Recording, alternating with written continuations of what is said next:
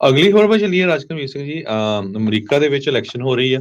ਬਿਲਕੁਲ ਪ੍ਰੈਜ਼ੀਡੈਂਟ ਅਗਲਾ ਚੁਣਿਆ ਜਾਣਾ ਆ, ਜਾਂ ਪ੍ਰੈਜ਼ੀਡੈਂਟ ਡੋਨਲਡ ਟਰੰਪ ਹੋਣਾ ਨੂੰ ਜਾਂ ਵਾਈਸ ਪ੍ਰੈਜ਼ੀਡੈਂਟ ਕਮਲਾ ਹੈਰਿਸ ਹੋਣਾ ਨੂੰ। ਪਰ ਟੱਕਰ ਬਹੁਤ ਫਸਵੀਂ ਚੱਲ ਰਹੀ ਹੈਗੀ ਆ। ਜਾਰਜੀਆ 'ਚ ਟਰੰਪ ਹੋਣੀ ਥੋੜਾ ਅੱਗੇ ਜਾ ਰਹੇ ਆ 2 ਪੁਆਇੰਟ। ਬਾਕੀ ਸਟੇਟਾਂ ਦੇ ਵਿੱਚ ਕਮਲਾ ਹੈਰਿਸ ਕਿਤੇ 1 ਪੁਆਇੰਟ ਉੱਤੇ ਆ, ਜਾਂ ਡੋਨਲਡ ਟਰੰਪ 1 ਪੁਆਇੰਟ ਉੱਤੇ ਆ। ਪਰ ਆਪਣੇ 2 ਗੁਆਂਢੀ ਮੁਲਕ, ਉਹਨਾਂ ਮੁਲਕਾਂ ਦੇ ਰਹਿਣ ਵਾਲੇ ਲੋਕ ਬੜੇ ਚਿੰਤਾ ਦੇ ਵਿੱਚ ਹੈਗੇ ਆ। BBC ਅੱਜ ਰਿਪੋਰਟ ਕਰ ਰਿਹਾ ਭਈ ਕੈਨੇਡਾ ਤੇ ਮੈਕਸੀਕੋ US ਟ੍ਰੇਡ ਰਿਲੇਸ਼ਨਸ ਨੂੰ ਲੈ ਕੇ ਲੋਕ ਬਹੁਤ ਚਿੰਤਤ ਆ ਵੀ ਜੇ ਪ੍ਰੈਜ਼ੀਡੈਂਟ ਟਰੰਪ ਹੋਣੀ ਆਉਂਦੇ ਆ ਕੀ ਬਣੂਗਾ, ਜੇ ਕਮਲਾ ਹੈਰਿਸ ਆਉਂਦੀ ਆ ਤਾਂ ਕੀ ਬਣੂਗਾ। ਇੱਕ 85 ਸਾਲਾਂ ਦਾ ਆਰਨੀ ਜੋ ਕਿ Canadian town of fort Airy ਦੇ ਵਿੱਚ ਰਹਿੰਦਾ, ਨਿਆਗਰਾ ਰਿਵਰਸ ਦੇ ਲਾਗੇ, ਉਹ ਇਹ ਕਹਿੰਦਾ ਆ ਵੀ ਜੇ ਟਰੰਪ ਹੁਣੀ ਆ ਗਏ ਤੇ ਸਾਡੀਆਂ ਚੀਜ਼ਾਂ ਦੇ ਉੱਤੇ ਜਿਹੜਾ ਆ ਹੋਰ ਟੈਰਿਫ ਲਾਇਆ ਜਾਊਗਾ। ਇਸੇ ਤਰ੍ਹਾਂ ਮੈਕਸੀਕੋ ਦੇ ਵਿੱਚ ਕਹਿੰਦੇ ਭਈ 5 ਲੱਖ ਦੇ ਕਰੀਬ ਮੈਕਸੀਕਨ ਲੀਗਲੀ ਬਾਰਡਰ ਕ੍ਰਾਸ ਕਰਦੇ ਆ US 'ਚ ਐਵਰੀ ਵੀਕ। ਕਈ ਕੰਮ ਇੱਥੇ ਕਰਦੇ ਆ, ਮੈਕਸੀਕੋ 'ਚ ਰਹਿੰਦੇ ਆ।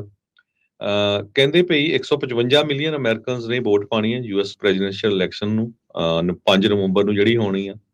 ਤੇ ਕੈਨੇਡਾ ਤੇ ਮੈਕਸੀਕੋ ਜਿਹੜੇ ਆ ਜਿਹੜੀ ਦੋਨੋਂ ਹੀ ਮੁਲਕ ਹੈਗੇ ਆ, ਜੇ ਦੇਖਿਆ ਜਾਵੇ ਉਹਨਾਂ ਚੋਂ, ਜੇ ਮੈਂ ਪਹਿਲਾਂ ਮੈਕਸੀਕੋ ਦੀ ਗੱਲ ਕਰਦਾ ਜਾਵਾਂ, US ਤੇ ਮੈਕਸੀਕੋ ਦੇ ਵਿੱਚ 807 ਬਿਲੀਅਨ ਡਾਲਰ ਦਾ ਜਿਹੜਾ ਗੁੱਡਸ ਦਾ ਟ੍ਰੇਡ ਆ ਉਹ ਚੱਲਦਾ ਹੈਗਾ ਆ ਹਰ ਸਾਲ।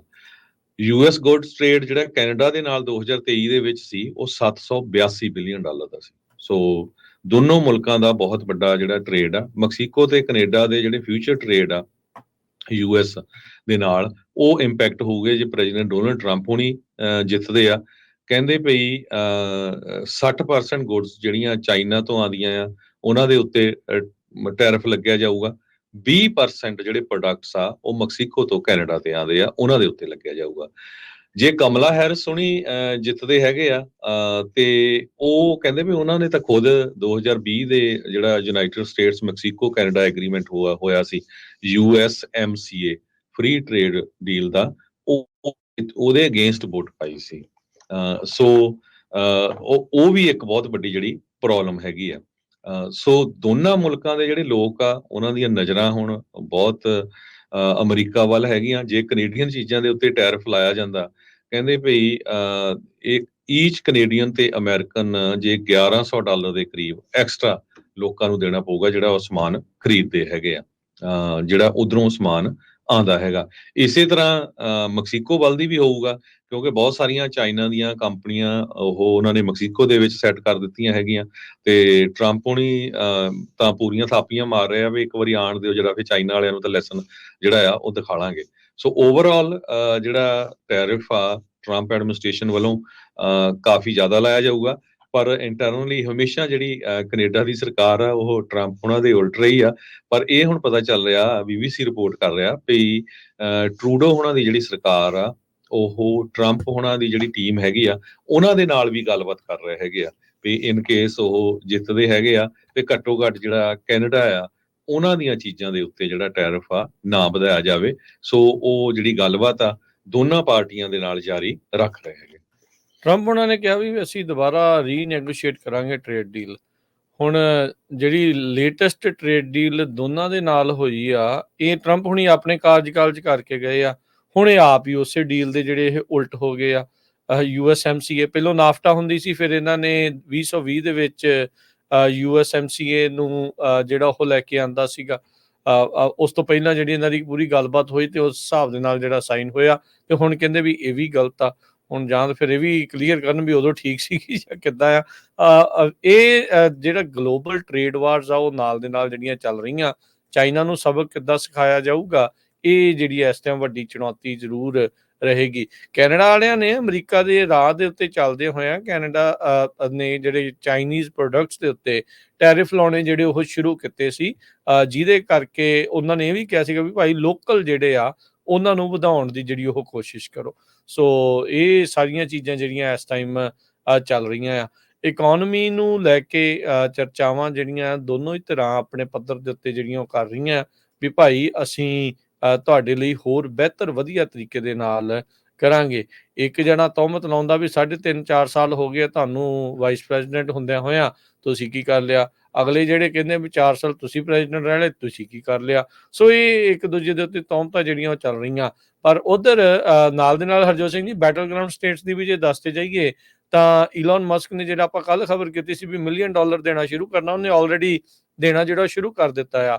1-2 ਜਾਣਿਆਂ ਨੂੰ ਮਿਲੀਅਨ ਡਾਲਰ ਦਾ ਜਿਹੜਾ ਅਮਰੀਕਾ ਪੈਕ ਇਸਨੇ ਬਣਾਇਆ ਆ ਈਲਨ ਮਸਕ ਨੇ ਟਰੰਪ ਦੀ ਸਪੋਰਟ ਦੇ ਵਿੱਚ, ਉਸ ਦੇ ਦੁਆਰਾ ਜਿਹੜਾ ਪਟੀਸ਼ਨ ਸਾਈਨ ਕਰਨ ਦੇ ਉੱਤੇ ਇੱਕ ਲੱਕੀ ਵਿਨਰ ਨੂੰ ਜਿਹੜਾ ਇਨਾਮ ਦਿੱਤਾ ਜਾ ਰਿਹਾ।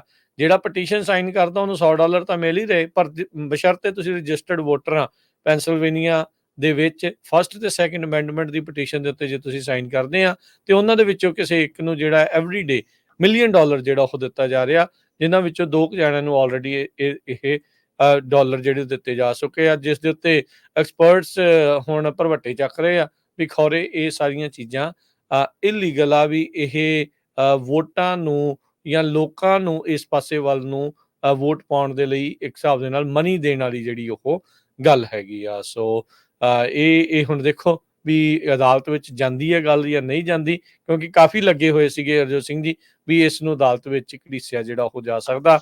ਬਾਕੀ ਪੁਆਇੰਟਸ ਤਾਂ ਤੁਸੀਂ ਦੱਸਿਆ ਹੀ ਆ ਵੀ ਇੰਨੀ ਜਿਹੜਾ ਕਲੋਜ਼ ਮੈਚ ਆ ਬਹੁਤ ਘੱਟ ਦੇਖਿਆ ਗਿਆ। ਹਰਜੋਤ ਸਿੰਘ ਜੀ, ਤੁਸੀਂ ਬਹੁਤ ਸਾਰੀਆਂ ਪ੍ਰੈਜ਼ੀਡੈਂਸ਼ੀਅਲ ਇਲੈਕਸ਼ਨ ਜਿਹੜੀਆਂ ਉਹ ਦੇਖੀਆਂ ਆ, ਕੀ ਇਦਾਂ ਦੀ ਪੋਲਿੰਗ ਜਾਂ ਇੰਨੀ ਜ਼ਿਆਦਾ ਕਲੋਜ਼ ਮੈਚ ਤੁਸੀਂ ਆਪਣੇ ਇੱਥੋਂ ਦੇ ਇਤਿਹਾਸ ਦੇ ਵਿੱਚ ਜਾਂ ਕਿੱਦਾਂ ਦਾ ਜਿਹੜਾ ਉਹ ਦੇਖਿਆ, ਇੰਨਾ ਕਲੋਜ਼ ਦੇਖਿਆ ਸੀ ਪਹਿਲਾਂ ਕਦੀ? ਜੀ, ਇੰਨਾ ਕਲੋਜ਼ ਕਦੇ ਨਹੀਂ ਹੋਇਆ। ਈਵਨ ਜਦੋਂ ਪਹਿਲੀ ਵਾਰੀ ਵੀ ਟਰੰਪ ਹੁਣੀ ਜਿੱਤੇ ਹੈਗੇ, ਉਸ ਟਾਈਮ ਵੀ ਬਹੁਤ ਫਸਵੀਂ ਟੱਕਰ ਸੀ, ਕਿਉਂਕਿ ਸਾਰਾ ਮੀਡੀਆ ਇਹ ਕਹਿ ਰਿਹਾ ਸੀ ਵੀ ਟਰੰਪ ਜਿੱਤ ਨਹੀਂ ਸਕਦਾ, ਪਰ ਉਸ ਟਾਈਮ ਦੇ ਉੱਤੇ ਟਰੰਪ ਹੁਣੀ ਜਿੱਤ ਗਿਆ ਉਦੋਂ ਸੀ। ਪੋਲ ਦੇ ਵਿੱਚ ਹੈਲਰੀ ਕਲਿੰਟਨ ਨੂੰ ਆਸਾਨੀ ਨਾਲ ਜਿੱਤਿਆ ਦਿਖਾ ਰਹੇ ਸੀਗੇ ਜੀ।